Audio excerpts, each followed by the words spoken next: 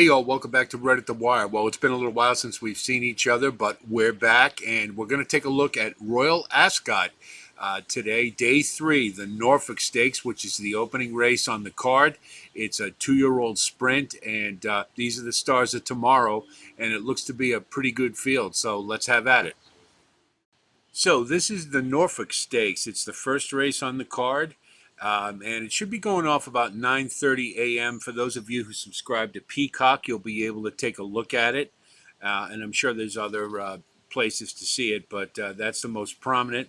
It's a 5 furlong sprint for 2-year-olds, and looks to be a pretty good field.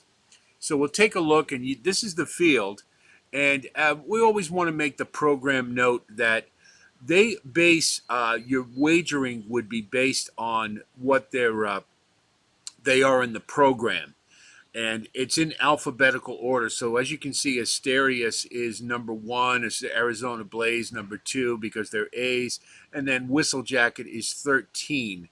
But that is not the post position. The post position is in parentheses. And this is a straightaway race. So, you don't have to worry about a turn. And obviously, there aren't as many tactics involved. But you take a look at this field, and Whistle Jacket is probably the most prominent of the contestants, being trained by Aidan O'Brien with Ryan Moore aboard. That's no surprise. And you see the odds are very short. Just to give you some notes on Whistle Jacket, he's improved steadily as the ground has gotten firmer. They started on heavy, and it's gotten progressively firmer, and there hasn't been any rain at Ascot, so the turf will be firm. So horses who run well on it will be favored for sure. So he's been getting better, and he beat Arizona Blaze on the front end at the Curragh on soft ground in a field of 5 in his last race, which was the Fast Flyer Stakes. I think it's going to be a really big test for him to wire the field. He's certainly got some talent, but this is a big field, and these races, it's awful tough on the front runners now.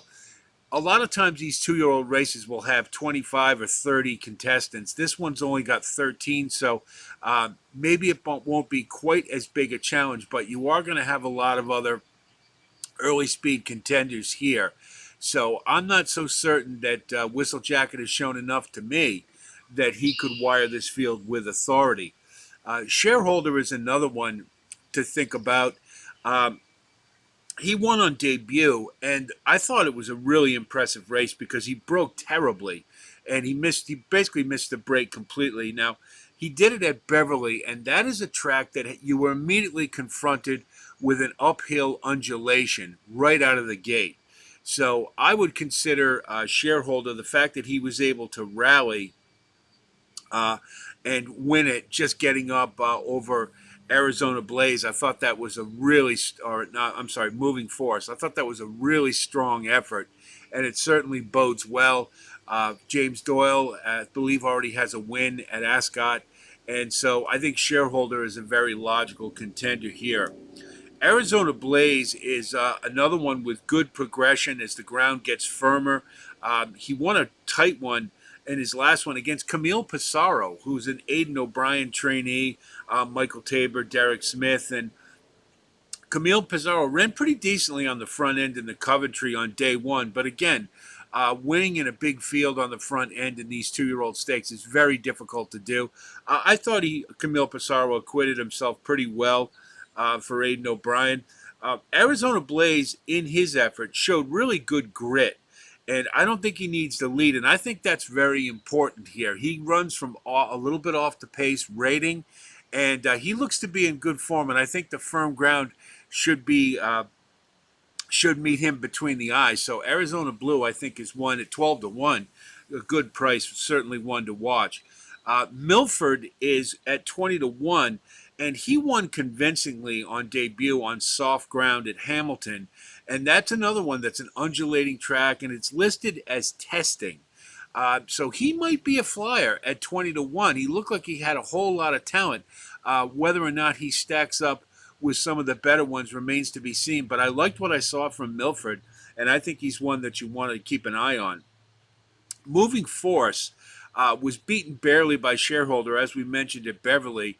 And he was, again, another one coming off the pace, but he didn't have the excuse of a bad break, but he still ran a quality race. And I thought he was every bit as good as Shareholder. And at 25 to 1, I think he's offering some really nice value. So if you like Shareholder, which I do, I think you have to like Moving Force as well. And then finally, Rock Hunter is another one.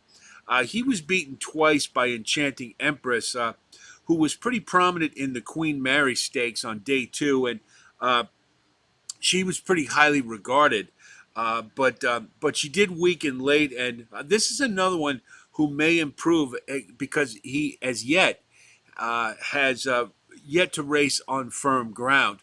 Most of the other ones, including I've just mentioned Saturday Flirt, because he's trained by Wesley Ward and is an American import.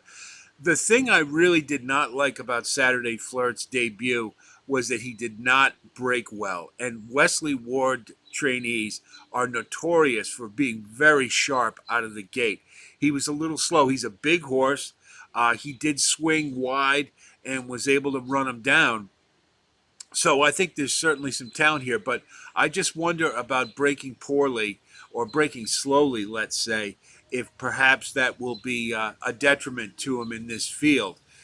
Wesley Ward has not had a lot of success lately. Last year, if you remember, he had Fandom and American Rascal, and they were pretty highly regarded, especially American Rascal, and he really did not acquit himself very well. And so this is a straightaway. It's a little different animal than the others, but the ones I've mentioned, I think, are the ones that certainly have demonstrated that some ability, and I think have the class, most notably, to compete in this field. So we take a look here, and those are the six that I'm going to use. Whistle Jacket, Shareholder as my win candidate, Arizona Blaze, Milford, Moving Force, and Rock Hunter. So I would key Shareholder to win.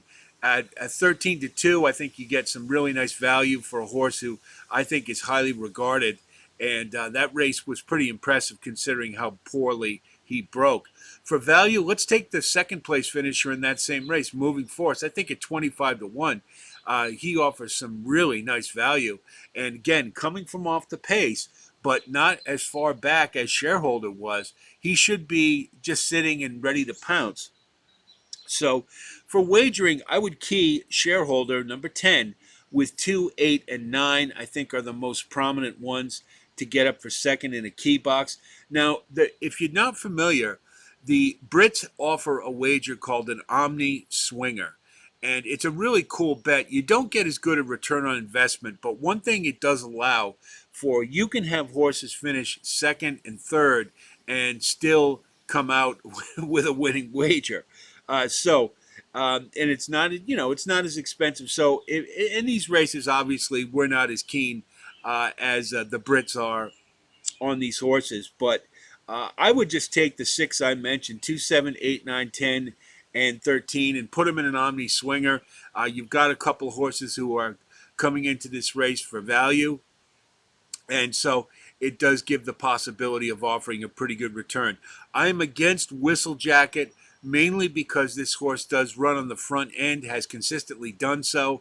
And horses who do that have to be awful good in order to overcome what is a very big and deep field. And, going on the straightaway, no turns, no time to rest or anything. They're just going all out from the get go. So I'm going to try to beat them with Shareholder. And I wish you the best of luck. Hope this helps you. And let's crush it on Ascot Day.